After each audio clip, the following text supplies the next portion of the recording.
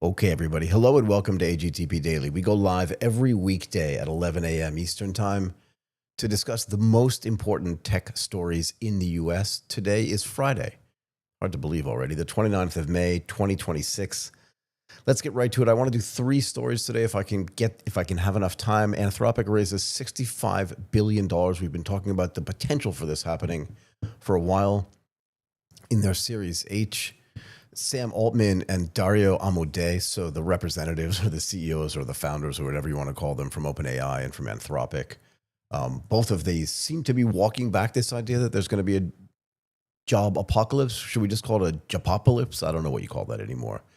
And then also, if we can get to it, Charter Communications confirms the data breach. And I wanted to follow up on this. I wanted to talk about this story because we did an entire segment yesterday with Bob Blakely from Mimic about ransomware and just about how fatal it can be. And it looks like this is something that happened there. Later in the show, we will also be joined by Deepti and Yenireddy. We have two really great guests today, actually, by the way. Deepti is the co-founder and CEO at Boon to explore how AI-powered pre-construction platforms, AI-powered platforms can help contractors bid faster, reduce costly errors, and turn estimating into a more scalable operating advantage. That's going to be pretty important. The other thing we want to talk about is finally Ram Venkatesh, CTO and co-founder at Semaphore.ai, will join us to talk about how semantically intelligent AI agents can or will help finance teams move from experimentation to reliable execution inside mission-critical CFO suites. Okay, let's talk about Anthropic. They raised $65 billion in a Series H. Let's get into some of the details here. Look, they raised $65 billion Series H at a 965 post-money valuation, putting it near the $1 trillion mark and positioning the company, as we've been speaking about, for a likely IPO. And remember, the last round of $122 billion raised by OpenAI, I think, put their valuation at $852 billion. I think there's been kind of a sea change in the way both of these companies are being perceived. And look, we talk about this all the time when Martin and I do this show together. OpenAI's comms, their communications is just terrible. Now, hopefully they hired this new guy to be able to do this, right? And hopefully his ability to get the message out, get in front of all these announcements that they're going to make is going to be better than it has been so far. But in my mind, Anthropic is definitely winning this war.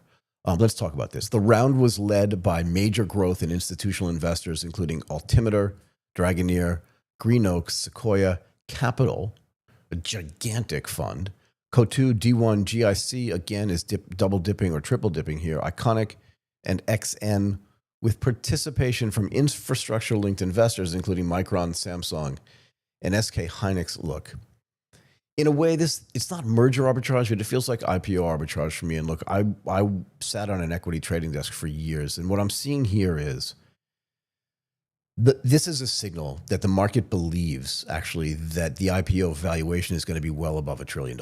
Otherwise, these people wouldn't invest their money. Otherwise, they're not going to make any money. They want to get into the pre-IPO round so they can almost, I wouldn't say guarantee, because there's no guarantee. We can't even guarantee we're all going to wake up tomorrow morning. But what we can guarantee is that if this company does IPO, it's going to IPO at a valuation higher than $965 billion.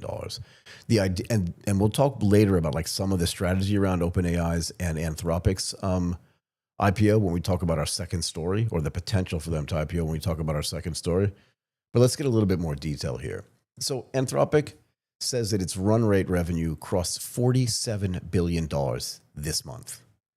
You just have to think about that. So that's up from $9 billion at the end of 2025 and more than $30 billion in April 2026. Think about it.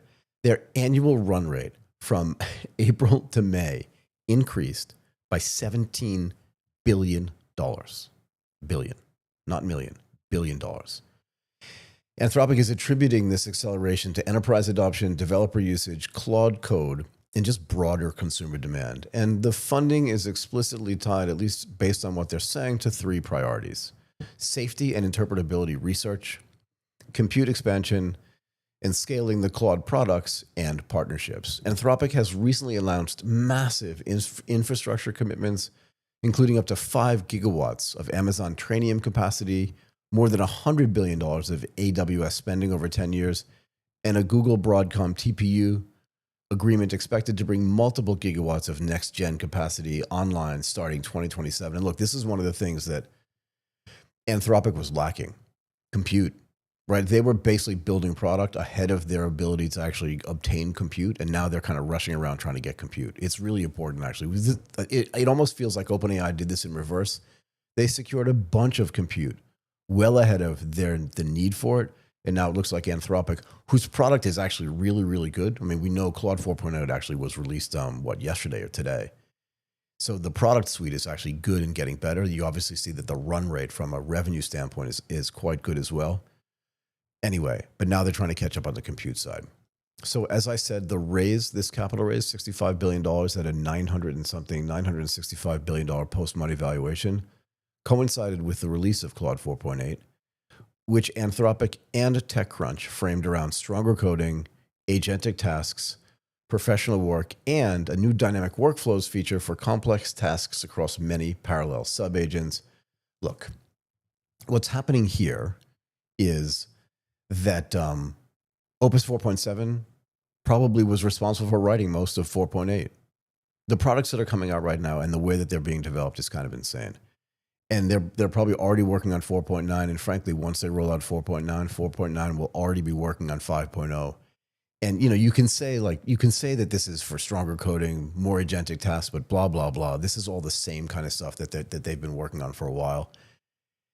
And all these features are just going to get better and better. And let's be fair here. The competitive backdrop, and I feel like the story and the bit has switched a little bit in Anthropic's favor, but don't get bogged down by this. It is very likely that this is going to be very short-term cyclical. Okay, every time Anthropic announces something or raises some money, it's likely that OpenAI is going to announce something or probably not raise some money again. They're probably more on the IPO track, and now Anthropic is caught up. But the point is that neither one of these companies are really that far ahead. They're both doing the same thing in the FDE space. They're both making money in the same way from the same coding thing. So Codex versus Claude Opus.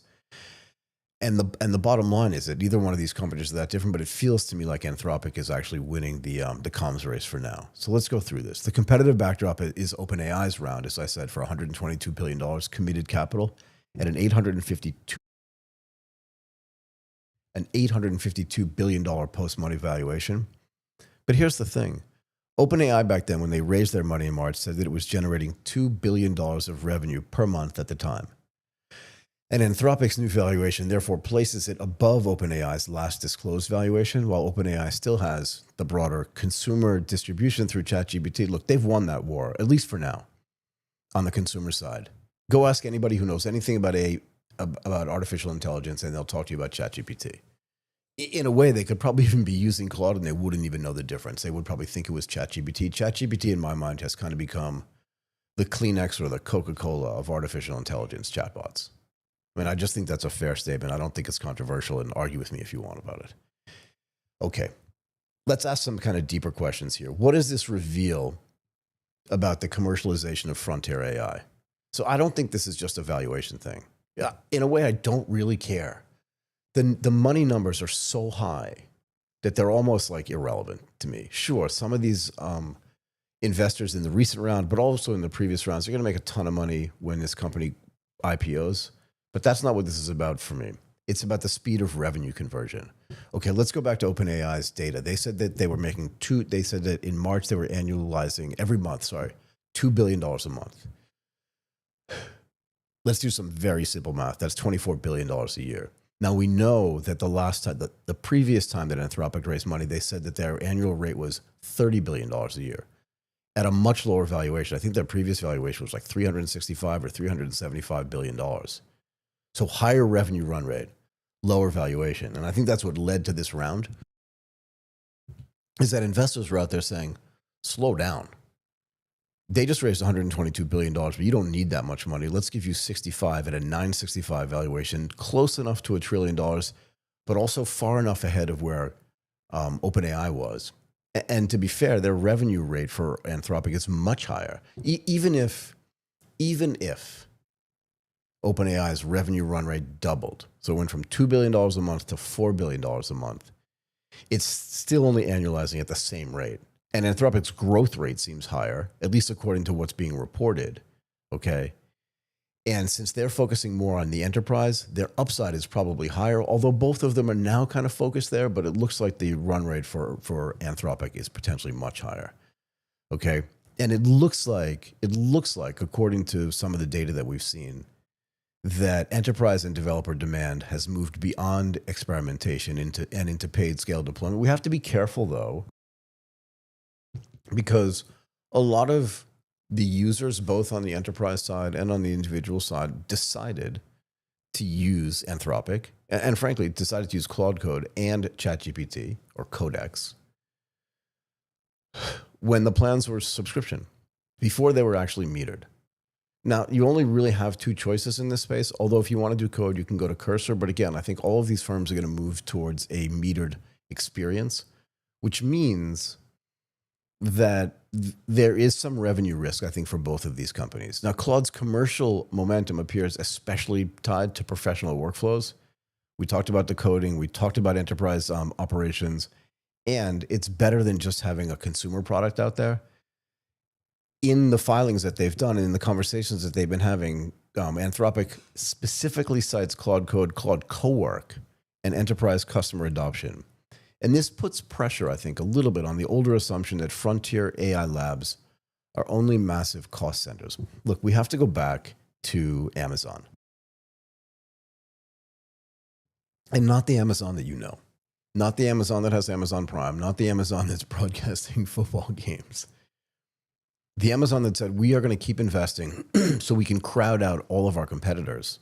And by the time, because we're going to have way more money than they have. We have a better brand than they have. We have better execution than they have. This is back in like the late 90s and early 2000s.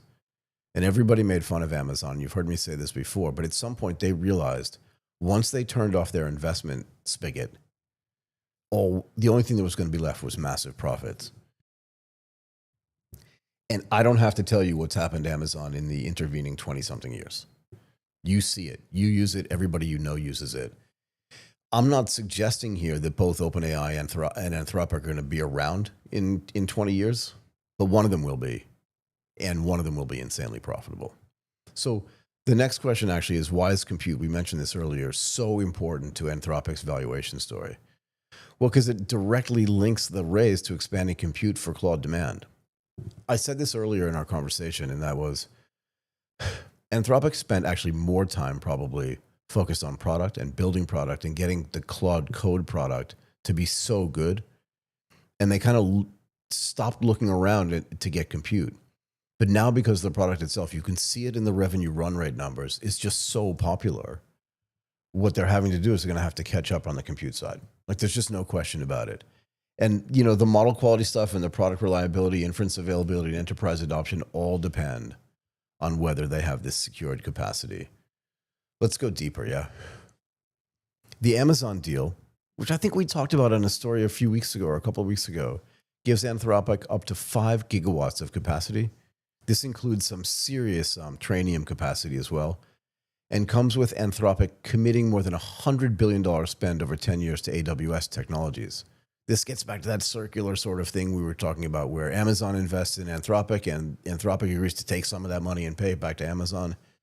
It just keeps spinning this circle, right? Think about it. Amazon is also investing $5 billion now with up to $20 billion into Anthropic. So this is where some of this money is coming from, depending on what type of commercial milestones Anthropic is reaching. Let's do some more. Anthropic, because they're smart, also understands diversification, and they are diversifying away or beyond AWS. Its Google Broadcom agreement gives it access to multiple gigawatts of TPU capacity starting in 2027, which is important as well. While the company says Claude runs across AWS Trainium, Google TPUs, and NVIDIA GPUs, so basically it runs across the spectrum of available compute for themselves. That's a good thing. This is a resilience strategy as much as a cost strategy at some level. In a way, they're kind of not, they're cost agnostic. They don't really care how much it costs because they have so much money pouring in, whether it's from investors or even from their revenue run rates. The idea, though, is they can't run out of compute. And they need to be able to optimize their models and their Claude Code, at least in this case for Anthropic, across all three of these platforms so that if any one of them not just goes down, but if the capacity itself goes away, they can expand onto the other remaining platforms, and they at least know how to use it, right? Because they're going to have to optimize to work across these things. So the best model companies need capital not only for researchers and go to market, but for this long duration infrastructure commitments that look more like hyperscale industrial planning. We talked about that a lot as well. What does Anthropic's enterprise focus suggest about where AI demand is the strongest?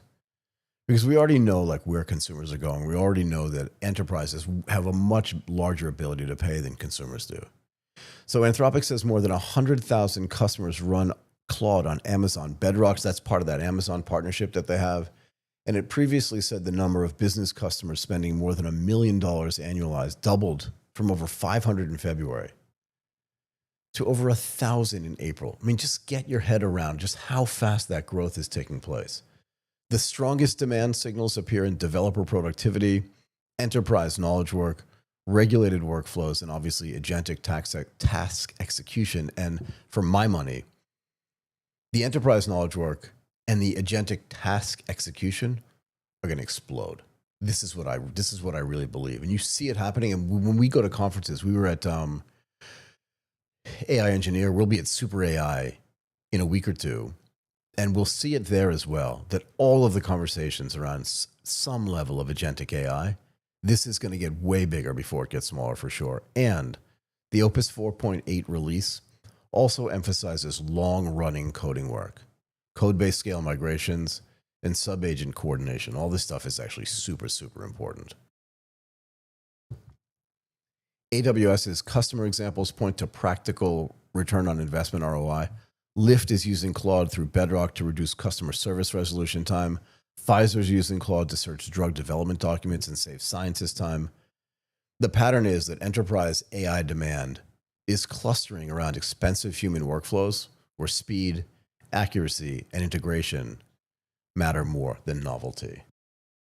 Okay, finally, what are the main constraints? It's not always like, as I was explaining to Martin yesterday, rainbows and butterflies. What are the main constraints Anthropic now has to manage before an IPO? Well, I mean, the first one is capacity execution. They lagged behind. OpenAI was making fun of them for it, like literally mocking them for the fact that they just did not have enough execution capacity or compute capacity. They're catching up now. Now, Anthropic has made very large compute commitments across AWS, Google, Broadcom, and other infrastructure partners, but delivering reliable service while demand grows is now core to the company's financial story. That's going to have to be what they do, right? The second constraint is margin quality. You have to be careful here, right? Because revenue growth can still be explosive, but frontier AI economics depend on the cost of training. And the bigger the model gets, the more expensive the model gets, the more expensive it becomes to train, right? Inference, energy, we know, is a real bottleneck. Chips and cloud commitments. All of these things could be potential bottlenecks. And the faster this stuff grows, the faster they're going to need to have all of this stuff get better. All of it. The training, the inference, the energy, the chips, and the cloud commitments. We know there are constraints across the board in this value chain. And they're going to have to be able to manage their way through it. They're just going to have to be able to do that. The company's valuation assumes or presumes that enterprise adoption can scale faster than compute costs, but that is a big presumption to make. And for my money, I kind of feel like they're selling their tokens below cost. And I'm just going to harp on this until somebody can explain to me exactly like how people figure out what one unit of compute or that one token costs and then how it's getting priced in the market. Because it feels to me like it's being subsidized to generate growth. That's what it feels like to me. And the third constraint is safety and release governance. Anthropic is still holding back broader release of its most advanced Mythos class model because of cybersecurity concerns, while saying safeguards are being developed. That shows safety is not just branding, it can also affect product timing. And I think that that's actually really important. The fourth constraint is public market comparability. Anthropic is going to be judged against OpenAI, hyperscalers, and high-growth enterprise software companies at the same time. Again, there are really only two really big IPO opportunities at the model level in the AI space in the United States. There are peripheral companies around there. I mean, Cursor's the perfect example of this, right? And their relationship with SpaceX and XAI. What did we say last week? SpaceX invested or gave $10 billion to Cursor, essentially buying an option to acquire them at $60 billion. So there are plenty of other companies out there that are doing some of the hard work outside of the model generation, outside of the frontier lab stuff, where there are going to be, or there could potentially be IPOs. So they're trying to figure out like where the best valuation is. OpenAI obviously has broader consumer distribution when you compare it to Anthropic, but is it really that relevant? I don't know, to be fair. And Anthropic is presenting a more enterprise-heavy, infrastructured, partnered, safety-forward model. So that actually, where are we here? It's going to be important. Okay, let's go to our next topic, and let's see if we can get through this in enough time to get to our third topic before our guests join us today. So, for the past few months, or maybe for this entire year, one of the common frameworks that we've heard, common themes that we've heard from both Sam Altman and Dario Amodei, and again, frankly, they're just a proxy for OpenAI and for Anthropic, right? Is that there's going to be a massive job apocalypse. And now they seem to be kind of walking that back. So both of them have softened some of their earlier warnings that AI could rapidly destroy large numbers of white-collar jobs. Look, I'm going to say this. Let's finish this thought here first. Altman said that he was pretty wrong about the near-term economic impact of AI and expected more entry-level white-collar jobs to have disappeared by now.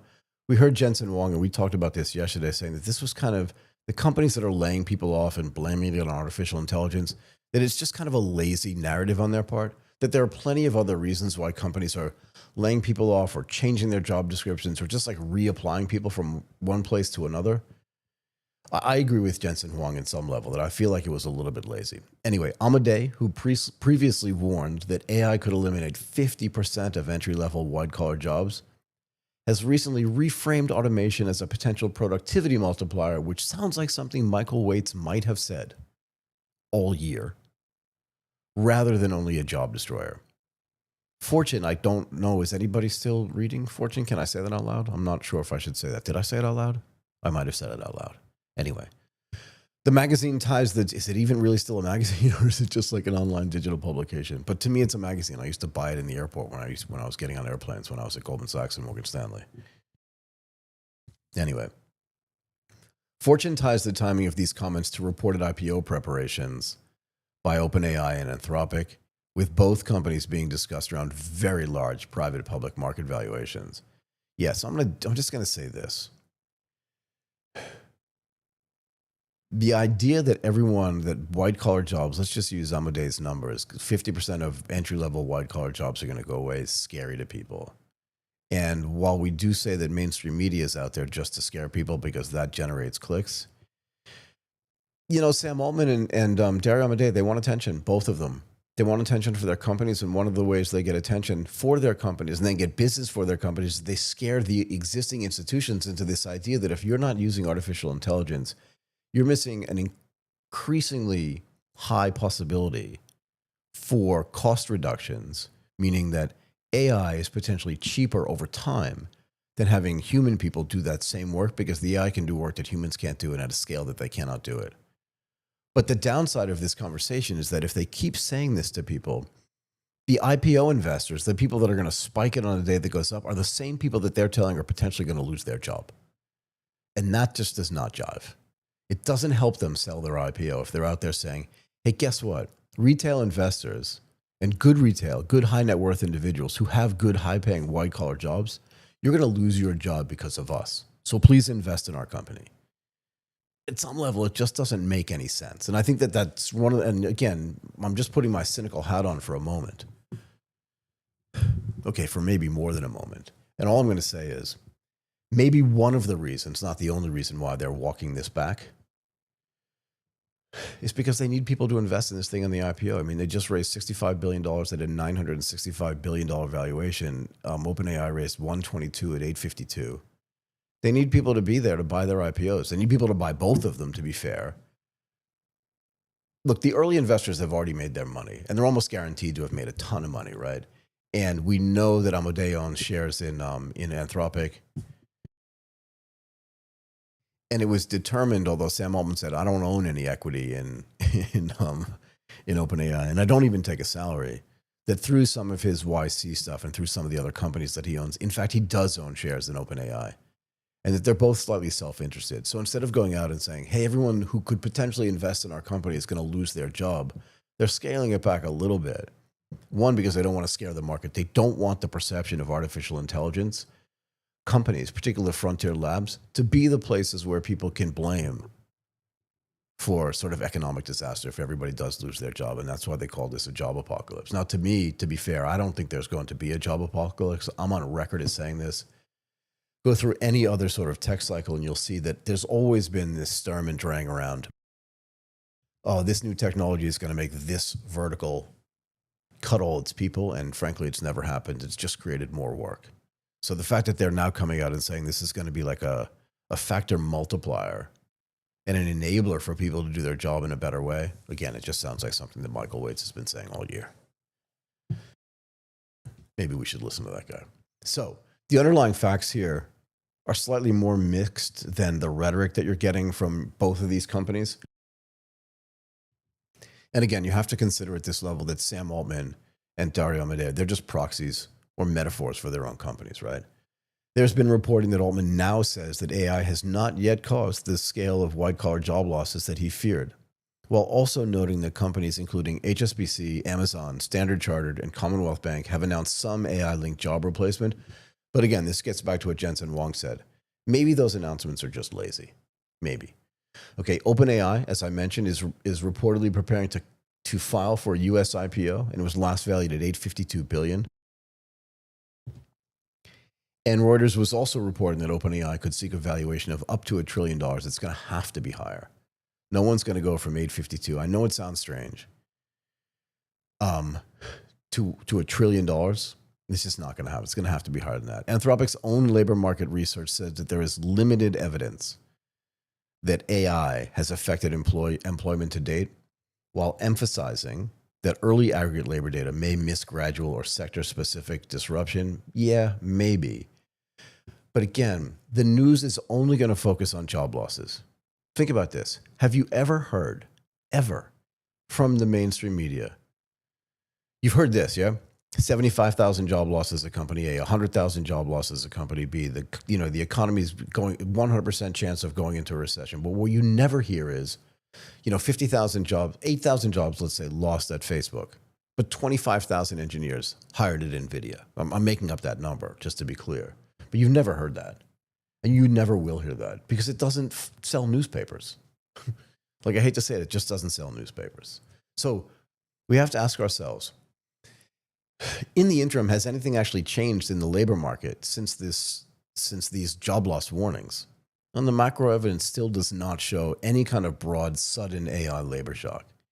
Yale Budget Lab's April 2026 tracking work found no substantial acceleration in the rate of change in the composition of the labor market since ChatGPT's release, and said there is not yet anything meaningful to attribute or misattribute to AI at the aggregate level. This is exactly the point that I'm making. Is that Yale is saying, like, don't worry about this so much. Well, the newspapers are saying, like, everyone's going to lose their job and it's going to be a job apocalypse. Who do you believe?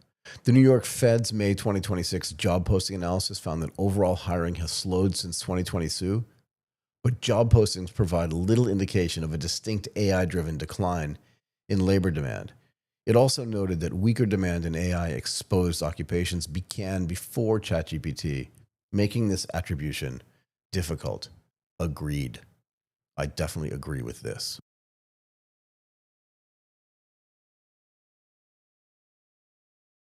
Anthropic's own research reaches a similar near-term conclusion. Limited evidence of AI affecting employment so far, while warning, I need to do too many things at once, sorry. While warning that AI's impact may be ambitious, gradual, and hard to separate from other labor market impacts. I need to get here. There we go. and then there, so I can get prepared for our guests. The better supported conclusion is not that AI has no labor impact. It definitely does. It definitely does. But it's like saying electricity had no labor market impact. Of course it did.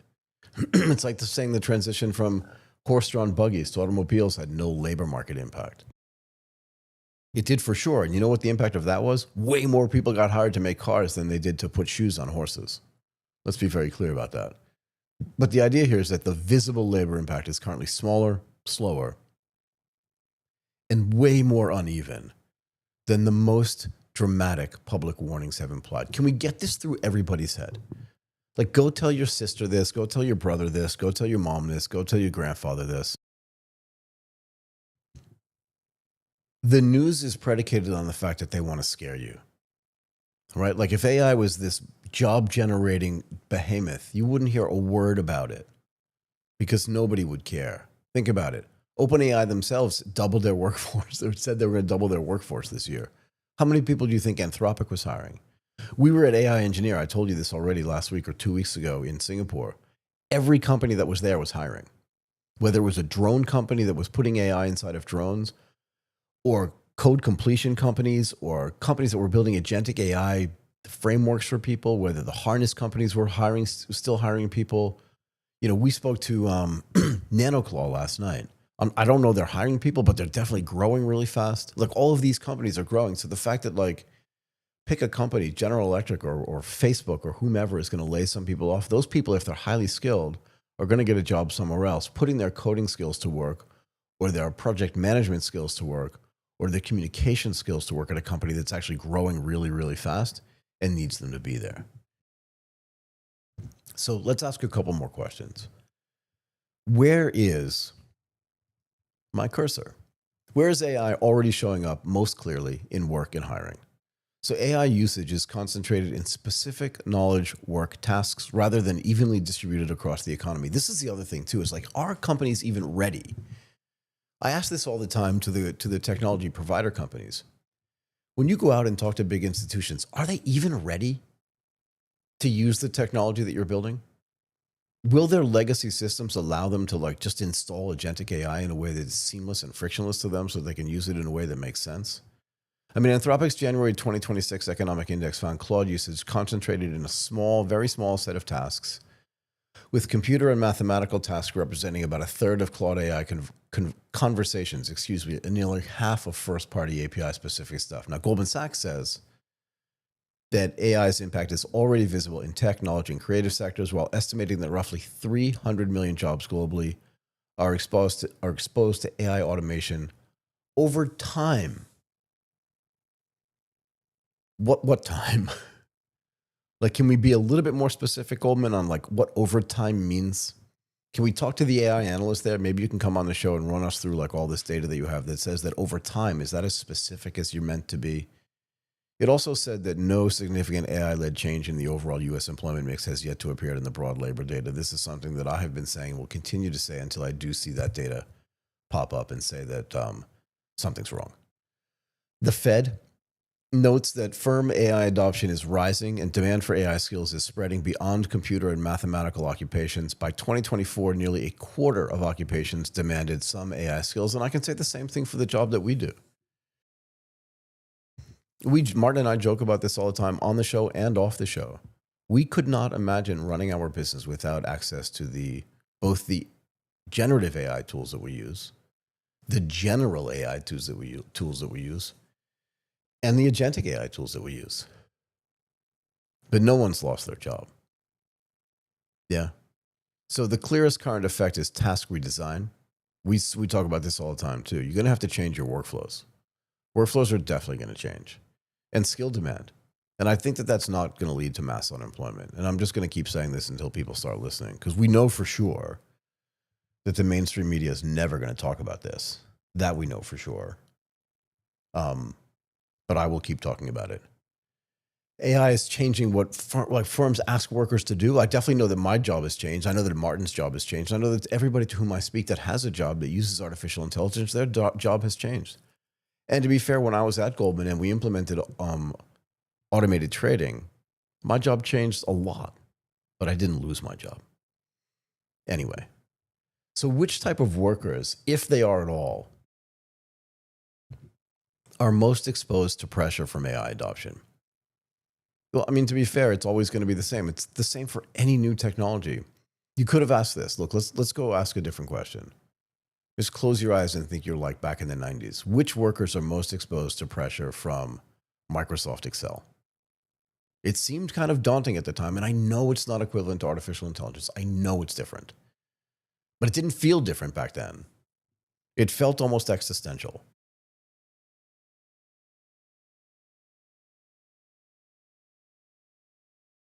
And I know that that's the way this feels to people as well. When they see this artificial intelligence stuff coming, they feel like this stuff is existential. So entry level and less experienced workers remain the most important area to watch. The New York Fed notes that younger workers and recent graduates have seen rising unemployment, but says current evidence does not prove AI is the main driver. Okay, can we repeat that? The New York Fed notes that younger workers and recent graduates have seen rising unemployment. Okay, I mean, this could be cyclical, it could be anything, because it also says that current evidence does not prove that AI is the main driver of this rising unemployment. Makes perfect sense to me. Anyway, Goldman Sachs' April 2026 analysis estimates that AI reduced U.S. monthly payroll growth by roughly 16,000 jobs over the prior year and raised unemployment by 0.1 percentage point, with negative effects falling largely on younger, less experienced workers. Though, is there anything else going on in the world that may lead to a little bit of instability in the types of jobs that people are getting, or the hiring that big companies are doing? Is there anything else that's going on in the world that is providing maybe a little bit of instability? I don't know. What have oil prices done recently? I think they've gone from an average of like $2.90 something cents last year to, in some places, over $5 a gallon. You know why. So maybe that's one of the things that's leading to some of the issues that are going on here. The practical risk is a broken apprenticeship ladder. If AI absorbs the routine work that junior employees used to perform while they were learning, I know I learned a ton when I first joined Morgan Stanley. There was no AI to help me. To be fair, there were very few people to help me. But firms may still need senior judgment, but hire fewer beginners. And that makes perfect sense to me. Now, let's just run through why the IPO matters, and then hopefully our guests will begin to show up, and we'll get to them as well. Just give me 1 second. I don't think we're going to get to the story on Charter, unfortunately. Maybe we'll try to get to that tomorrow. Why does the IPO context matter? Well, it matters because public market investors price not only revenue growth, but just risk. Everything else that goes into to the valuation of a company. Fortune, again, explicitly frames the softened jobs rhetoric as occurring while OpenAI and Anthropic are reportedly preparing major IPOs. Reuters reported that OpenAI is preparing to confidentially file for theirs, and a severe AI destroys jobs narrative creates political and regulatory risk, but also just like reputational risk. Who wants to be out there saying, like, invest in a company? And I mentioned this earlier. Who wants to be out there saying, like, invest in a company that, that's causing you to lose your job?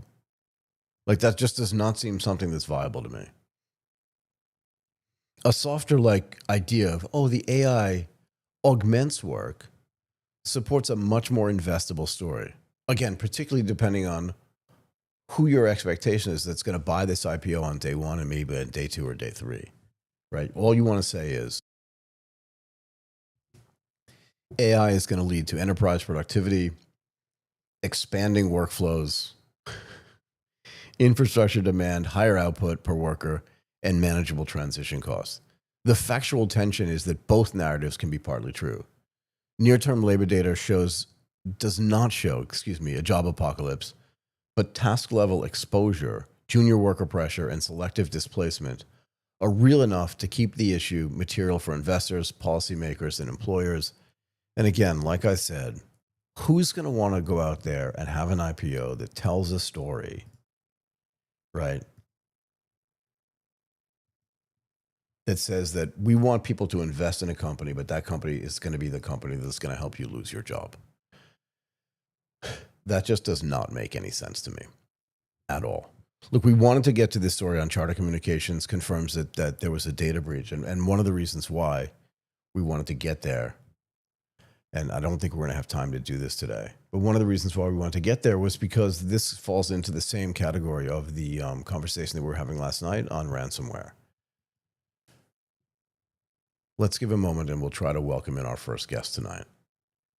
But while we're waiting for them to show up, we can just talk a little bit more about this, right? We can sort of hint at this and sort of, we can get to it again tomorrow if we need to. So Charter Communications, who's the parent company, give me 1 second, let's do this. Just so we're right on. There we go. So Charter Communications, the parent company of Spectrum, confirmed a cybersecurity incident after the Shiny Hunters extortion group claimed it had stolen customer data and threatened to leak it online. Charter said it was following security protocols and alerting appropriate authorities. The company also said that based on its position, no sensitive personal information or customer proprietary network, this is CPNI, was stolen or exfiltrated. Now you have to know that Shiny Hunters is a cyber criminal extortion group. These are not state actors or conventional ransomware operators. These are terrible people. And they are best understood. Well, we have our first guest here. Let's just run through this and get them here.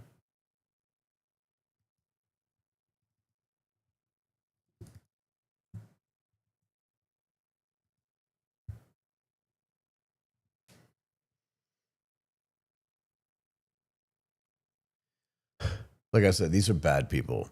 Shiny Hunters claims a much larger compromise. They are saying that some of this CPNI stuff was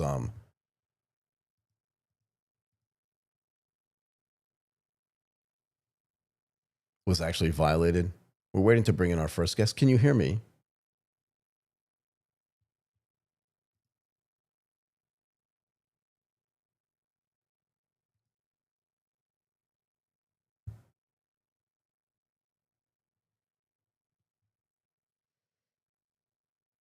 They're saying that they stole 40 to 42 million records there.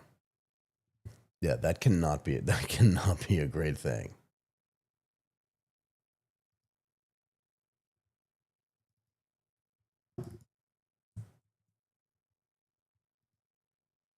Let's see if we can bring our first guest in. I am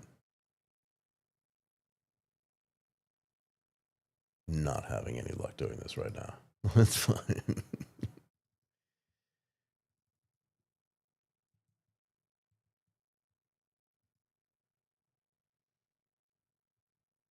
You seem to be muted over there.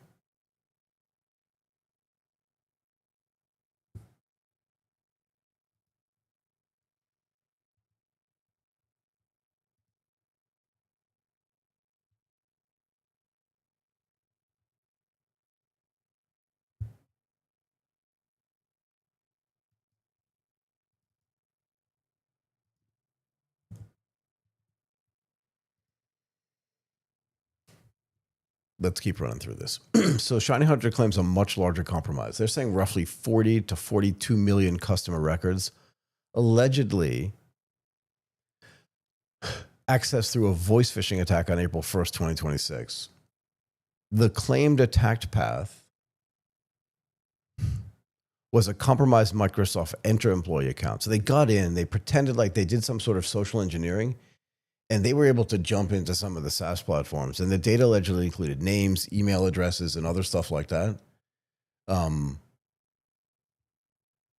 this is really bad. The key unresolved factual issue is the gap between Charter's statement and the threat actor's claim. Charter acknowledged that an incident actually happened, but disputes that the sensitive personal information, or CPNI, right, as we said before, that is the customer proprietary network information, was actually accessed.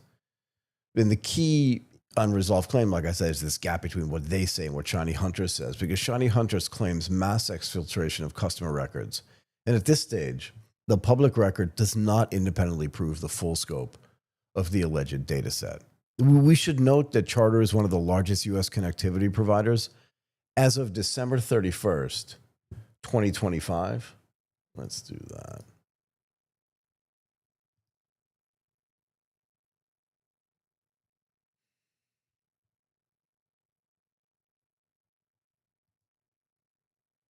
Yeah. Charter reported 31.8 million customer relationships, 36 million 60 connectivity customers, and 29.7 million internet customers. There you go. Can you hear me? Yeah, I can. You are awesome. It is great to have you here. Thank you so much, Michael. I am so glad we got you. Okay, Deepti, we wanted to have you on because we wanted to talk about how AI-powered pre-construction platforms, AI-powered platforms will help contractors bid faster, reduce costly errors, frankly, and turn estimating into a more scalable operating advantage. And I love this topic, and I'll tell you why, because I've actually bought some land and built a house. So I've been through like a whole bunch of these processes, and I want to talk to you about it. But maybe before we get to that, maybe you can talk us a little bit through about like what Boon itself does, and then we can jump in a little bit deeper. How does that sound? That sounds wonderful. Go for it. Thank you so much for having me. First of all, I wanted to mention that. I'm so impressed that you built your house. Like I can build tech, but ask me to lay one brick on top of the other, I'm probably gonna mess up. Oh, I didn't build it myself. I say that. I should choose my words more carefully. I paid for somebody, I paid for a big construction company to build my house for me. But going through the process and understanding that, we also, again, just so you know, we also used Arup, which I'm sure is a company you've heard of, to do the structural engineering study for the house as well. So there was a lot of stuff going on. So the technology behind what you're building is super interesting to me. Again, tell us what Boon does. Absolutely. So Boon is an AI pre-con platform. And what we focus on in our single mission is to build spatial intelligence for construction. And where that helps the construction industry is from start to finish, we are creating that context of every element in a building, whether it's a data center, whether it's a hospital, whether it is a warehouse or a residential home. Got it. And that essentially helps AI take the construction industry to the next level by giving your AI estimator. So, estimators that can start with like understanding whether, this is a project that can be profitable, can be bid on, and then think through like every measurement and then execute on it. What's the biggest unlock for the contractors when they move to this AI-powered estimating, if you don't mind me asking? Absolutely. Speed. AI can get you 1000x speed. Something that takes you 2 weeks, you can finish with AI in minutes. What that leaves you to do is cater to the nation's data center demand. So you're able to think through projects faster, build faster. And then the next part is obviously there is going to be a shortage of 40,000 estimators over the next couple of years. So you definitely need to stretch what we have to go a long way. So that is the second biggest leverage, which is efficiency. So why is there going to be an under amount? I can't even speak English tonight. But why is there going to be like such a low amount of estimators? Why is there going to be a gap of 40,000 estimators? How do we know that? So, two factors. One is estimators are highly skilled, highly trained, educated. It takes a while for somebody to build that skill set. And counteractive to that supply issue is demand. So, suddenly AI boom created so much demand for data centers and construction as a whole. And literally working in this industry, um, there's no like you have to hire fresh from college and train those estimators yourself, Yeah. right? So that's the problem we have, but AI is right there, positioned well enough to solve it right now. Are there issues with, I presume that this information is, all this sort of consolidated information is given to a large language model. The large language model then comes back with some sort of, it takes a little bit of this unstructured data, and then it comes back with some output that leads to this estimation stuff that you're talking about, right? For the contractors. How much confidence do they have or do you have, or does Boon have in the information that actually comes back? How much of it has to be checked by like an experienced estimator in the sense that, again, not to hop on this too much, but the LLMs tend to be non-deterministic and probabilistic. So how confident are we that when we get the information back, it's going to be the information that we want and it's going to allow us to put the right bid on pre-construction? Yeah. So let me answer that question in two steps. The Go first for it. step is LLMs don't solve this problem. So talk about something that is spatial, Mm. visual. Yep. Language models are not the solution, but computer vision models are. Go ahead. So those computer vision models are built on top of construction data. So the off the shelf market LLMs like Gemini, GPT, Claude do not solve this problem. So we actually revert to traditional CVM. Now, the second aspect to your question, and you're absolutely right, Michael. Like, AI, whether it is LLMs or computer vision Yep. models, Or are CVMs. built non-deterministic, Yep. right? So that's their power because they're predicting things, right? And there's no certainty in predictions. Yep. Um, the thing though, humans definitely need to review and check everything, but AI gives you the information 1000x faster than a human. So when you're getting information in minutes and seconds rather than 2 weeks, even if you spend like the last 15 minutes checking what is 80-90% complete, Right. it creates efficiencies of scale regardless. Is there a worry? I wish I could reference this article for you, but I read this a couple of months ago.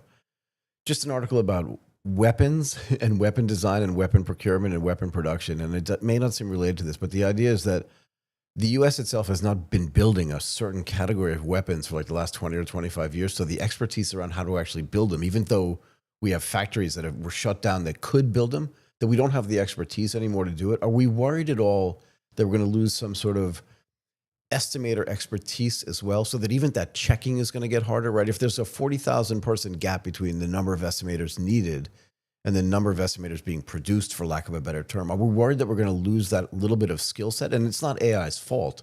That's not what I'm saying. But that we're just going to lose that skill set as we move forward? Yeah, that's a really thoughtful question, Michael. Thanks for asking me that.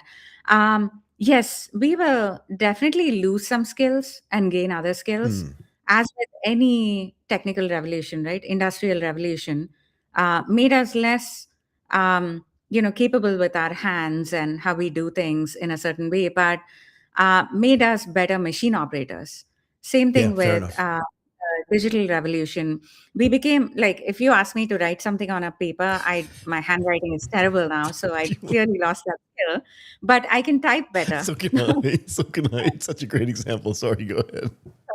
Yeah, so I think it'll happen with us with AI as well. Like we'll become better checkers and reviewers, Mm. and probably with a well-designed AI workflow, right? Like the AI should still make us effective at checking and catching things, but I'm pretty sure we lose some other So I skills. hope you think this next question is as thoughtful, but I'm not sure that it is.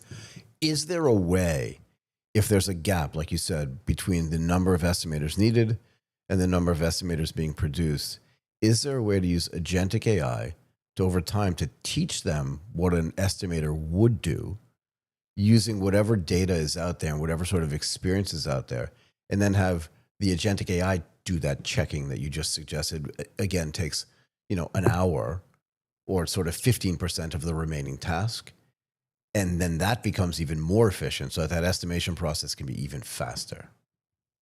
Absolutely. We already do it. When we work with our customers, we roll out, an AI agent that they can fondly call Gandalf, or they can call, Gandalf. Frodo. Frodo, Um, okay. Sorry for all the Lord of the Rings references, but we are huge fans.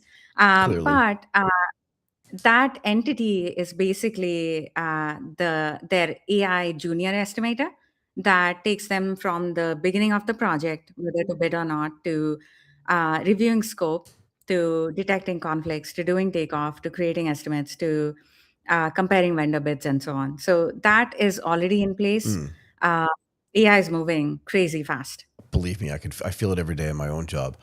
Is there a sort of necessary behavioral change that needs to take place inside of the contractor companies that actually have not adopted, whether it's Boon or some pre-construction AI platform? And also, are they ready for agentic AI just from a systemic standpoint to be able to implement some of the stuff that we were just talking about, if that makes sense? Do you know what I mean? In other words, for companies that aren't doing it, they're going to have to get their head around this idea of like, okay, we need to hire estimators, but they're not there. There's an AI tool that can do this for us, but is it really right? And how does their mindset have to change to do it? And then are the systems that they have internally ready to have agentic AI applied to them so that if Boon gets slotted into their value chain, that then they can take full advantage of all of these advancements that we're talking about? As always, that's another thoughtful question, Michael. Thanks for I'm asking doing that. well tonight. Can I go ahead? You're doing amazing. Yeah, so again, we are living in such an interesting time where the change is so fast. Yeah. Uh, you know, the analogy of we are flying the plane as we are building Yeah, it fair is enough. like totally real. It's literally what's happening right now. I think just like any technology, there will be early adopters, there will be laggards, there will be risk averse companies as well. Right. Um, and we see that. In fact, we went through that with software engineers over the last 3 years, right? Like with coding tools Yep. as well. Like initially, coders didn't want to use it. They got better and better and better. And then there is no choice right now but to use them because the complexity of code is so much you cannot build it on all on your own. No way. I think the onus is also on technology companies like ours and others to make it to make that change possible. Uh, Change is also a product that we need to, or a problem that we need to find a solution Right. for these companies. And while their traditional systems catch up, right? Like just examples are Salesforce is making so many changes in order to ensure they're ready for agents. So all this, I think, will happen in 2026 and then bleed into 2027. But mid 2027, I'd be surprised if construction companies don't use AI. Really? So, but here's the other question: is the CVM stuff developing as fast as the large language models are? And you made a really good point, and I'm really glad you corrected me, actually, right? Because again, I'm not an expert in this stuff, but this idea that like, what did you call them? These complex vision models, or computer vision models, right?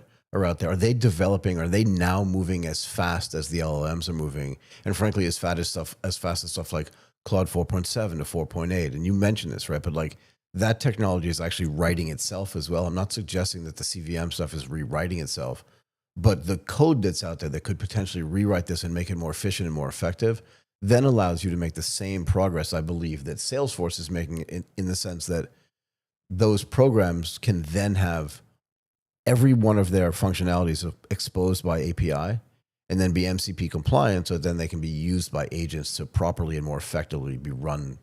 No? Yeah, again, super thoughtful.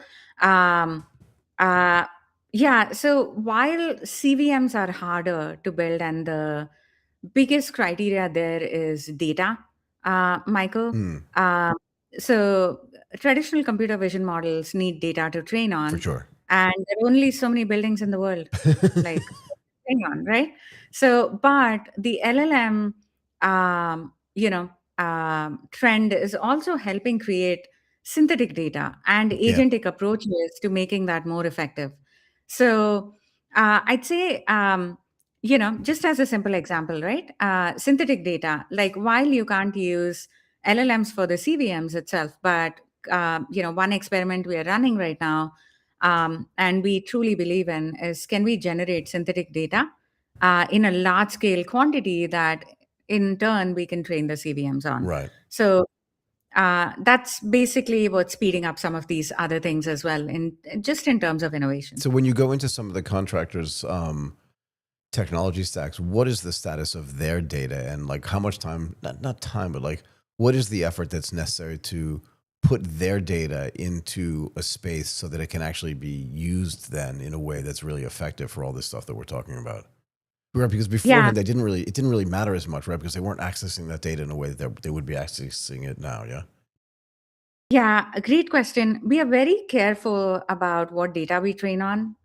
Most of the data we train on is publicly available, Okay. and unless customers give us give us consent, that's what they want their data to be used for. We do not train on their data, but in the sense of how do we create the pipeline, if that's what they consent to, Right. yeah, standard infrastructure protected by AWS security. We are hosted there. Mm. So that's basically what we use in terms of just the pipeline behind it. Is there a worry inside the construction industry and the contractor industry that as agentic AI and as more AI gets sort of embedded into their workflows, that they now have to worry a little bit more about cybersecurity as well? Because it opens up alleys that may not have been available before. I mean, I did a whole I did a whole segment last night on ransomware, and it scared me. It scared the death out of me actually a little bit.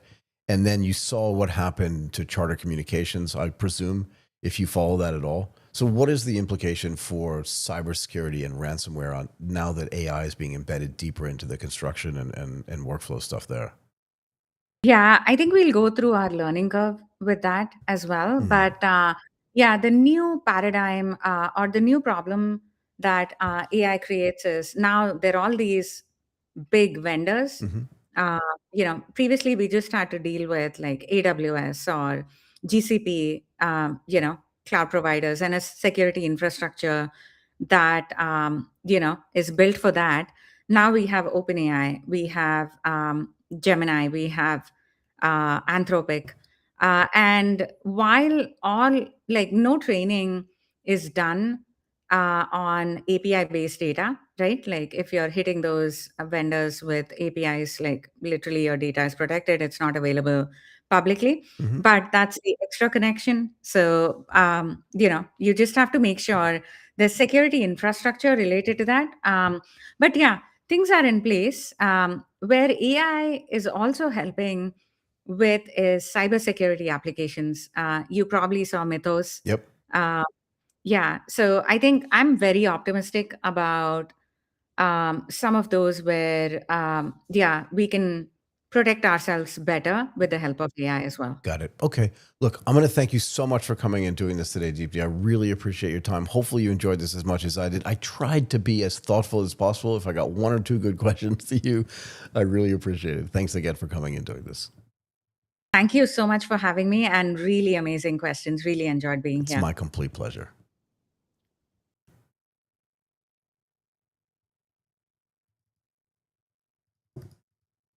Okay, let's bring in our next guest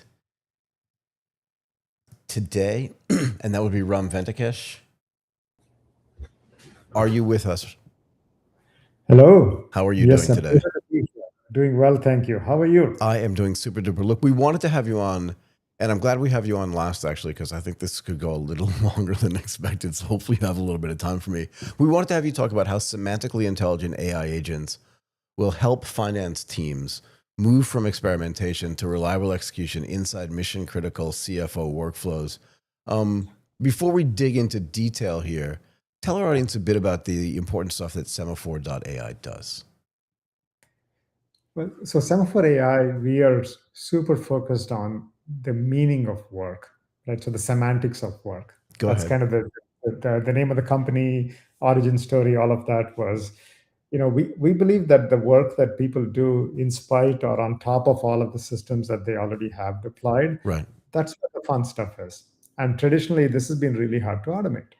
So with Semaphore, our fundamental belief is that with Gen AI, finally we have the opportunity to understand the data that the work is based on and to understand the outcomes that you're trying to accomplish for the first time. And with this understanding, then it's a small matter of doing the work and showing the work. And so that's kind of how you get to automate, complex financial processes of the kind that we are talking So about. why has this traditionally been so hard to automate? Just for people that may not understand how this works. Yeah, I think that the actual work that companies need to do in the context of finance, for example, whether it is even a simple thing like there's a common process called cash reconciliation, Yeah. right? So you're a large company, you have this happy problem of people sending you a lot of money on a monthly basis. And now you have to reconcile that I got this payment. Who is it from? What did the bill amount actually correspond to? Did they pay it in full? Did they pay me less? Or, did they pay me more, like an overage, right? Did I actually deliver the product or service that I said that Right. I would pay him for? We got to do all of this in our personal lives, but when a company has to do it, right? So then it becomes this complex cash reconciliation process that's done by 30 people. And they have to sort through what's happening across all of these different contexts to make sure that they account for the cash Yeah. properly, right? So something like this, the easy part is understanding where the money should go. It should go into your bank and it should go into this account. The hard part is classifying it properly. The hard part is understanding all the corner cases. Whenever I get an invoice from my gardener, I know that he tends to actually bill for a couple months together. And so that payment, if it looks like a large bill, it's okay. But when I get this invoice from Staples, and Staples has recently switched from invoicing monthly to invoicing quarterly, Oh, no. the amount is different, right? Right. And so each of these vendors or people that you're interacting with, there's so much context that goes into interpreting what they are sending you, Right. which only humans have been able to kind of pick apart and hold in their heads to understand how they should do that transaction. That's the thing. It's the flexibility that you need is the thing that makes the automation hard. So walk me through this then, because you make a really good point. And just to give you a little bit of context, my first job at Morgan Stanley was in the controllers department. So I was a controller for I see you smiling.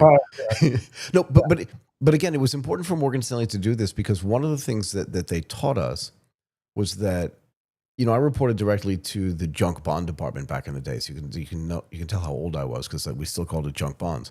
But the high yield desk was doing some pretty sophisticated trading stuff. And the idea was if we couldn't process it, if we couldn't control it, then they couldn't trade it. So it was a very important job function. But you're right in the sense that some of the stuff that they were doing, like I think only a human could figure out, because to get the right context for like where that money was coming from, when it actually hit the books and records, but when it was expected to sort of be paid, could be 2 or 3 completely different things. But unless you understood that full context, you couldn't do that controller job. And I'm curious like how you would automate that with agentic AI, because one of the things that AI has a problem with is context. So how do you solve for that problem? Well, one man's problem is another man's opportunity. For sure. Right? For sure. Look, any dislocation is an opportunity. Completely agreed. Yeah. Right? Yeah. So this is where we see that, look, there are 2 parts. If you take this problem and deconstruct it, there's actually the totality of it is 3 things. So one is, in the real world, things do not match perfectly. No. Or they don't match perfectly. Timing differences, there's a ton of different stuff, yeah. Right? Small variances. Yep. So this is where fuzzy matching as an institutional concept is kind of what we as humans can do. And this concept of fuzzy matching requires you to understand the variance. And that variance is usually a natural language specification. Because if you think about it, the human being doing the work is also not a computer program, right? So we are able to take context, which is expressed in natural language, to have a business rule for a variance. And a variance drives the explanation between what you see and what it's supposed to be. Right. So I said a lot of things in there. So the LLM is the big unlock for that first part, for the natural language codification of a variance. This itself used to be hard. Yeah. It's really funny. When we started doing this automation, we would ask people, so how do you do this today? What's the current state of the art for automation? Right. And usually they'll roll out a flowchart. Sometimes that flowchart will go like half the screen. I'm like, wow, that's really complicated. Do you guys do all this stuff? And they're like, no, not really. That's what we're supposed to do. Sorry, go ahead. Go ahead. Yeah, right? Exactly. I think natural language is the best way to express how you would tell another person that the work is supposed to be done. It is the proper specification of the work. It's not approximate, it's reality, as opposed to people who try to make boxes and arrows out of all the work that they do. Right. And then you end up with so many boxes and arrows that you don't know what you're talking about. And then several branches of that tree are wrong and nobody could figure that part out either. Right. Yeah. So I think that it starts with that. And that the LLM has been the big unlock. The second piece that you point out, Go ahead. right, is the context piece. Mhm. And I think this is where what we realized was LLMs are great at asking questions. They're horrible at answering them. They are. They are very Right. well said, by the way. Right. And so we said, that's the opportunity. How do we improve the quality of the answers so that the LLM can do what it's good at? Come up with the right synthesis of the rules, ask the right questions. So the answer for us then comes through our semantic layer. Go ahead. And in this layer, we are going from probabilistic to deterministic. So stop for a second. Yeah. So stop for a second, because I think that people are going to need to have this idea of what the semantic layer is explained to them. Because I want to make that jump from moving from probabilistic outcomes to deterministic outcomes, but I think people are going to have to understand the semantic part of it first before they understand how that's possible. Can you do that? Yeah, certainly. Thank If you you. take that same example of, let us say that, you have an inbound remittance Right. that came from a vendor, Yep. right? So now you want to say, like, who is this supplier and who is the, or who's this payee? What are the details of this payee? And what is our business relationship with them? And what is the last inbound remittance that I got from them? So these are the three things. This is the question that the LLM, the agent, is asking you. Right. And now the semantic piece is to understand when you say payee. I purposely was using lots of interchangeable words. I said supplier, I said payee, I said entity. Yep. All of these are how you will ask the question. So the first step in the semantic piece is to asking, who are you talking about? Right. Entity resolution piece. Right. And so that is the first piece. And then you're asking, what's our relationship with this entity? That they are a payee. So these kinds of, the semantic model represents like a data-based understanding of the world that the agent has to navigate. Right. You can think about it in simple terms.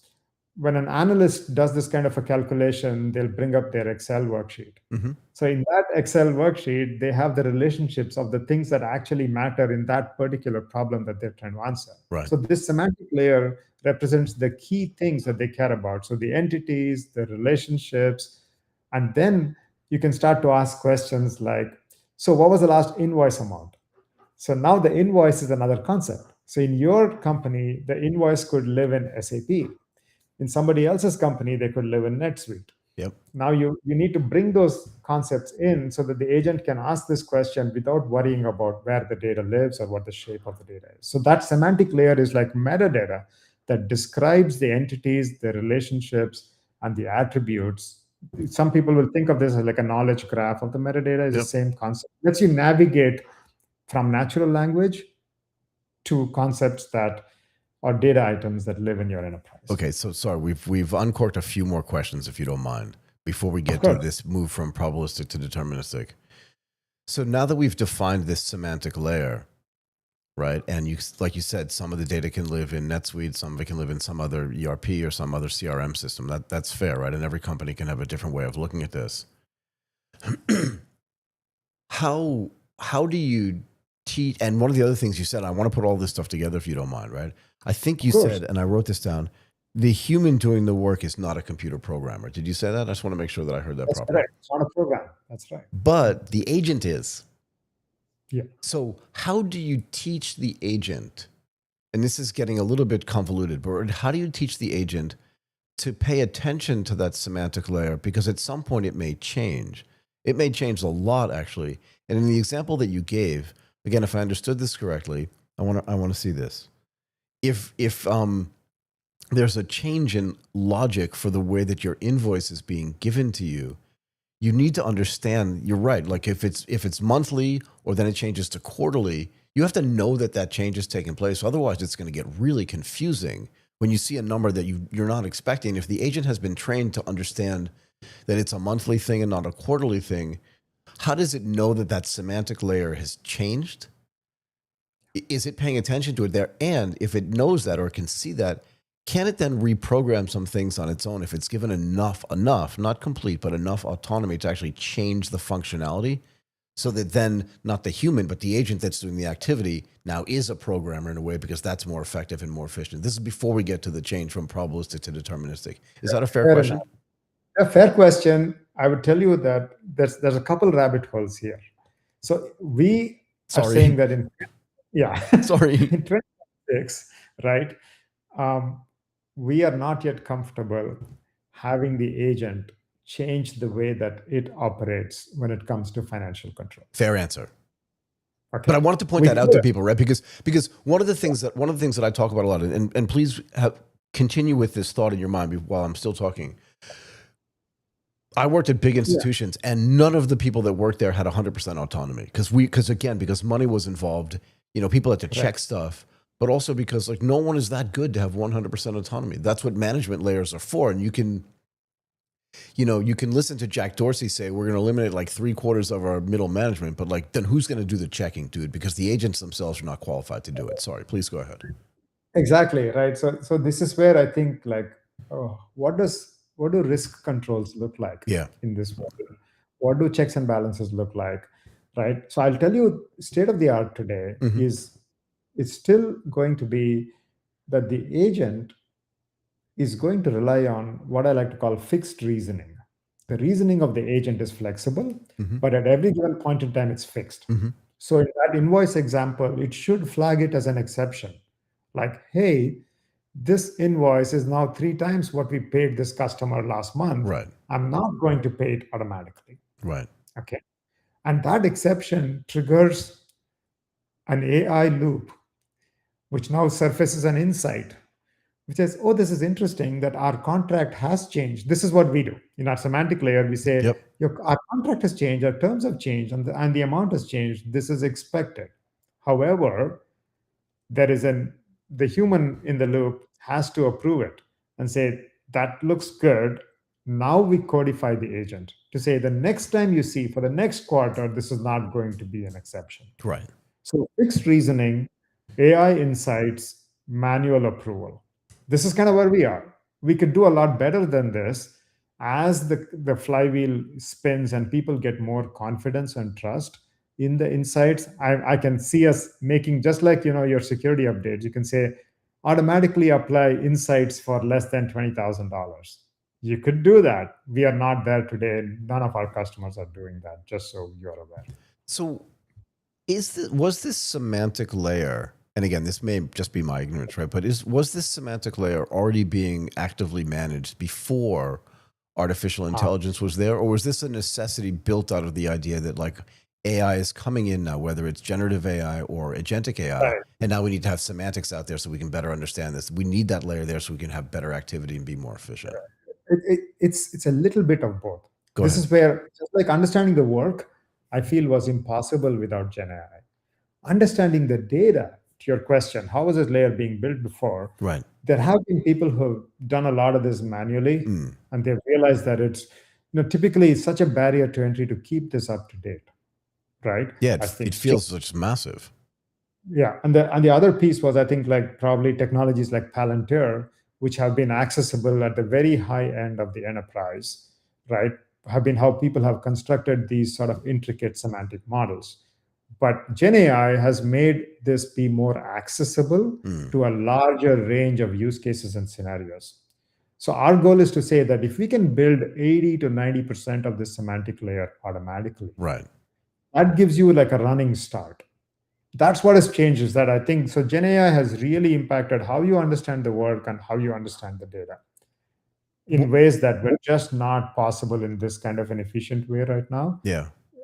Than in the past techniques. And I just feel like the semantic layer is going to be something that's completely dynamic. It's not going to be something that's static, right? In other words, it's going to be good. I wouldn't say constantly changing, but it could be changing in real time, depending on where that semantic layer is actually getting embedded, right? We're talking here in the CFO space, which I presume is a really good place to, because it moves fast enough to be relevant, but not so fast that it needs to do stuff in real time. But as this gets perfected, I'm presuming that the stuff that Semaphore does, and also then the stuff that this semantic layer is involved in, can move into other parts of the enterprise where we may not have considered it yet, but where it's going to be very necessary, and maybe where things are moving faster. Is that fair as well?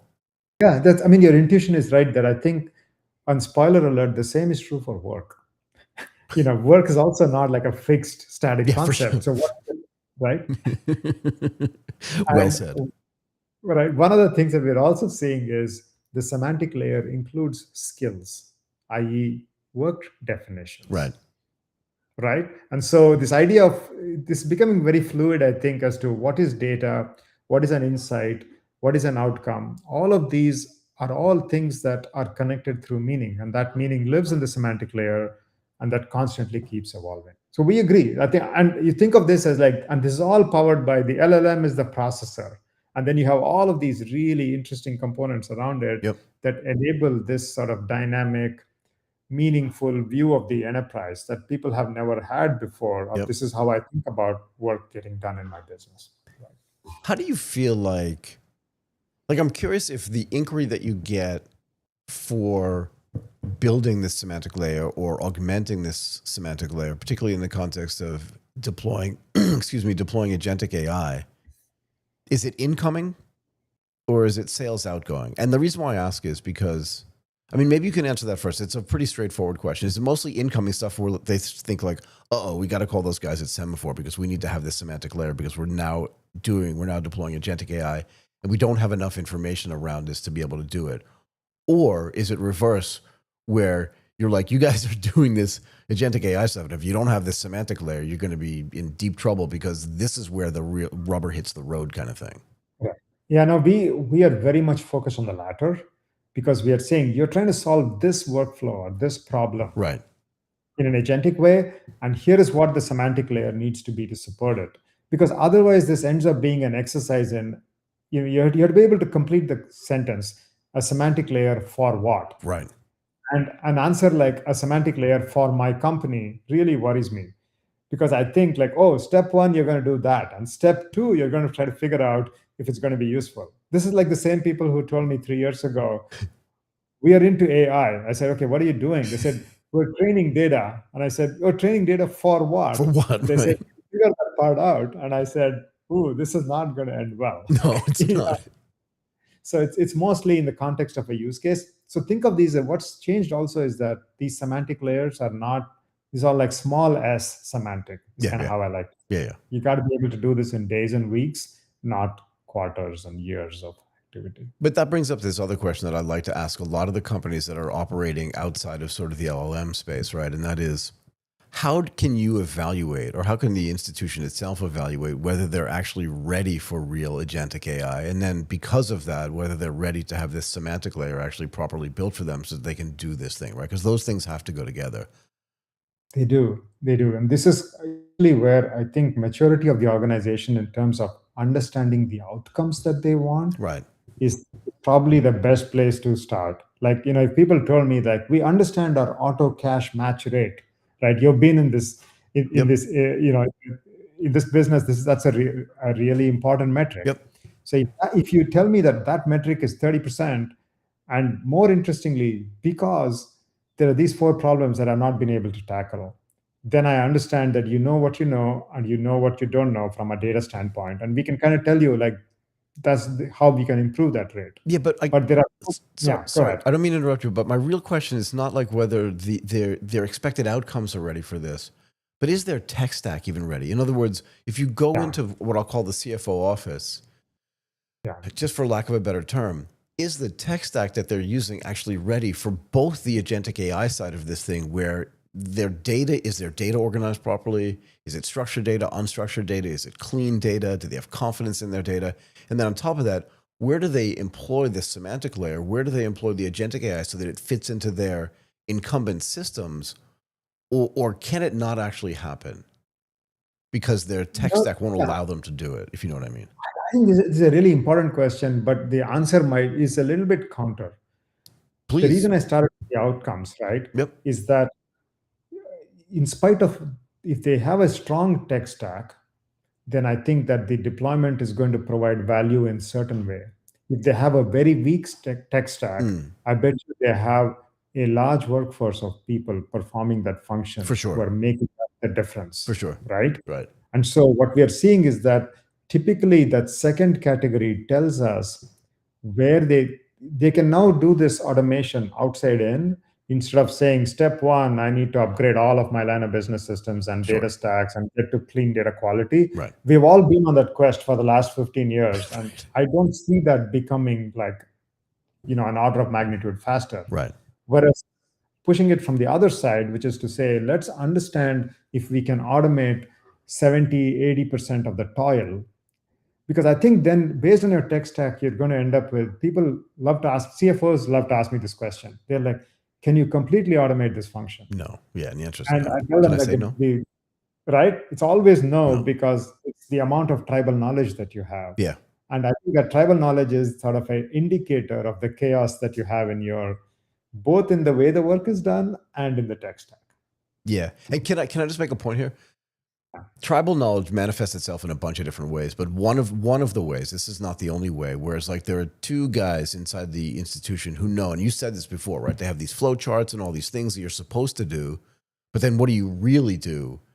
And there are only two guys, and I'm using guys as a metaphor for humans, so please excuse me, but you understand the point. And that is that only two of these guys actually know like why the flow chart says you go here, but actually because of the way we built this stuff, we have to go over there first to get that other thing.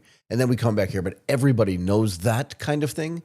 But you're right, that's real tribal knowledge. And it's going to be hard to teach an agent to do that because they're not going to have the same level of tribal knowledge. And to be fair, the people in the tribe, for lack of a better term, don't even know that it's tribal knowledge in a way. They don't think that's outlier knowledge. They just think that's the thing that they do. Yeah. So that's in fact we call this like tacit knowledge or team knowledge, because I think it is the shared sort of understanding of how the business actually works, right? And I think one of the benefits is that you are now shining a spotlight on that. Like typically, once I get through a deployment, we actually say, and here are your project memories. That's a new concept because that represents codified tacit or tribal knowledge, right? And now you can start to see like, oh, and here's the conflict. Division 1 does things this way. And so now it's funny that we see that a lot of these AI problems, the answer is usually more AI. Yeah. And so now we can say like, now we have two departments and I can have an agent reconcile differences and then give you like, this is where you have like two divisions that are actually in conflict from a risk standpoint, and you can start to tease apart where there are areas of conflict and areas of overlap. Exactly. Because previously, if you did the work manually, reasoning about the work was another manual project. And now that reasoning about the work is something that just happens along the way. And so then you again have this compounding of sort of efficiency that was really hard to do. I feel like I was way too early. I used to just automate everything. I really did. When I sat down at a new job, I was like, okay, tell me like all the things that are getting done here, and then tell me how I can automate it and make it more streamlined so that I can get more of it done. Like the more I think about it, the more I think like that was the thing that I did in my whole career that made me really effective. I don't know why I'm saying this out loud right now, but that's what I think. So I don't disagree with you. Why am I being so introspective today? I have no idea why. Okay, a couple more things. Yeah. What is the biggest, like when you think at scale, right? What is the biggest technical challenge when building agents that need to handle these mission critical workflows? And again, because money's involved, like every time money gets touched or moved or calculated or reconciled, it's mission critical. Yeah. What's the biggest tech challenge there? I think that the really simple one has been that the topic we kind of skirted around, determinism and probabilistic. Go for it. Yeah, we didn't get to that. So probably, please go ahead. So I think that in your statement that you want to automate everything, you implied, I would like to do this more accurately, please, than I used to do it. Yeah, and faster. I can tell you a story, but go ahead. Let's finish this first, then I'll tell you a story. And so I think that the idea of deterministic, accurate, more than deterministic feels like a geeky computer term like idempotency, which I'd hardly ever try to use in natural conversation, but it's accurate.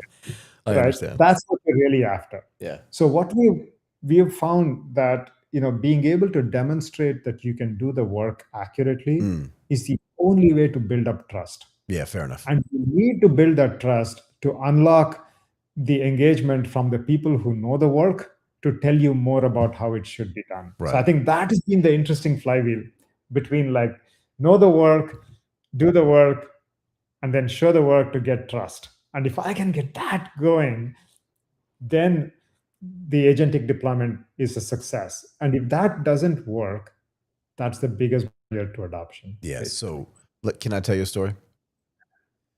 And tell me when I'm using too much nomenclature, but I think you'll understand all this stuff. So when I was the controller for an options desk in Tokyo, and every day I had to like literally type stuff into an Excel, not an Excel, actually, to a Lotus 123 spreadsheet. I'm not kidding. And then run some calculations on it. And there were a lot of pages on this report that I had to do. But that report actually was generated, because Morgan Stanley was really good at this. That report was actually generated digitally as well. There was a digital copy of it. And I went to the IT guys and I was like, look, can I just get all this data? Is there some way that I can get that data automatically? Can I write a Visual Basic script that goes out to whatever your database is and pulls it in, that knows the account number, that knows this thing, that knows that thing, and can do that kind of reconciliation and then put it into my spreadsheet? I could do it in Excel. I don't want to use Lotus 123 anymore because it's not powerful enough. And I did all that. And what ended up happening was the P&L that I produced for the options trading desk that used to get reported to them at T+1 plus like hours was now reported T+1 after the market closed. Now was getting to them at T+1 at 7 o'clock in the morning. So it gave them a whole day where they knew what their positions were and they knew what their P&L was. And because I could show them that it worked, the trading desk trusted it. And that meant that automation actually was working. So that I wanted to tell the story, not to say like I was amazing, but more that like the things you said about how to build that trust have always been true, not just for AI, but through any sort of automation process. Because once you automate, it feels like you lose a little bit control of it. But if you build it in a way that enables trust, at the end of the day, it feels like you're more in control of it, if that makes sense. Is that fair? Yeah, I think we are violently in agreement, because automation that ends up in a black box and tells you, I did the work, boss. I think we as humans also have a hard time understanding that. Completely. Nobody wants that, actually. Right. And so I think that the first wave of a lot of people's attempts to automate using AI were kind of like that. Yeah. And then worse yet, it lied. They're like, see, I knew it. When they asked you to show the work, you showed me that it doesn't work the way I wanted you to. Exactly. Right. And so this is kind of why we have spent so much more time at Semaphore in an area that I did not think we would, which is around audit. Ah, yeah. Yeah. You're like, hey, we built all these great tools and they work. And you're like, yeah, but how? Yeah, show me, right? There's no like, trust me. There is no like, here's the theory. No, I would like to see the audit trail, please. But that's fair. That's kind of, That's fair, I think. Okay, before I let you go, and I always say this, and then there are 10 more questions. Does this open up any security issues? Right, because again, I was talking to a guy literally this morning about this, who was in the cybersecurity business. And one of the things that he and I were discussing were that, like in the old days, you wanted to protect your perimeter. And if your perimeter was strongly protected, your internals almost by definition were protected. But now there's so much new activity going on internally, whether they're agents acting internally, agents acting externally with your internal stuff. You built an entire new semantic layer as well, which wasn't there before. So you're opening up potential other avenues or routes into cybersecurity. How do you work with the SOCs to make sure that the security stuff is also taken care of in the context of this very fast-moving stuff? I think that should they be thinking about this? 100%, yes. Yeah. Because I feel like security just is a reflection of the landscape that you live in. For sure. And right, so this represents opportunity and it represents threats. Yep. Right. And we're also seeing that, again, we usually don't think of these from a cyber standpoint, but the easiest way to get paid from a company is if you submit an invoice, and if they accept it, they're going to pay you. Yeah, I can tell you stories. You have no idea. You have no idea. I'll tell you a funny story in a second, but go ahead. Right. So what we are seeing is that sort of previously you could only apply security to very sort of low level things like intrusion detection would work at the level of, network packets. That's great. And it kind of helps you attack, deal with one set of attackers. Right. But they're at a very low level, at a network level. Now, because more of the activity is digital, now you can build an intrusion detection system for invoice processing. That's kind of how I see it, is that you have up-leveled the semantic layer at which you can actually watch for suspicious activity and patterns Yep. in a way that you could never do it. And what it's the bad guy now has the opportunity to infiltrate your system with business logic that he could not in the past. Yep. You know, every place where you're providing natural language as an input is now like SQL injection, right? It's a potential for them to tell you how to do things, and you kind of got to watch it. Like in the invoice, there might be a little line that goes, always pay Ram on Fridays, right? And so if your OCR system does that and decides to pay me, now you got yourself an exploit. Exactly. And so I think that this is why both sides, I think, the landscape has shifted. But I think more intelligence usually helps you understand and deal with threats systemically as opposed to at the lower layers in the system. Okay, let me leave you with an interesting story and then I'll let you go. I really appreciate all the time you spent with us. This has been, I told you when we started, like I just have so many questions around this because it's something that's really close to me and I love this topic. I could talk to you about this forever, but let me tell you a story and then I'll let you go. Some guy that I know worked for a big bank. He was an expat at that bank in some Asian city. And let's say he made, I don't know, $75,000 a month. And he was terminated. But I want to make the case because you said like once that invoice gets paid, it's been paid and there's almost no way to receive it back. There's no mechanism for it. This unfortunate or fortunate gentleman kept getting paid for like 9 months after he was terminated. His full 75 grand. It was actually more money than that, but I don't want to say the real number. And every month he would call them and just go like, I don't want this money. I want it, but I don't want it because I know it's going to be a problem later. Yeah. And at the end of the day, they were just like, just don't tell anybody. We have no way to take it back, kind of thing. So from a security standpoint, you're right. If Ram can create this thing that says that he should get paid every Friday, that's an internal, it just gets paid every Friday. And at the end of the day, there's no account that they can put that money back. Like, where do they say overpaid Bob? Anyway, it was just kind of funny, but it makes the point that you were making. Fact for you. Say again. We can end on another humorous such story. Go for it. So we relocated back to India for a while about 10 years ago. We spent about 5 years there. Go for it. The whole time, one of the telcos in this country, who shall not be named, was sending me a bill for minus $10. I could not pay that bill. No. And I said, as soon as you tell me how to pay, write that check for minus $10. I'll take care of it. They threatened to put the credit collections department on me. And I said, you should try. Do it. I dare you.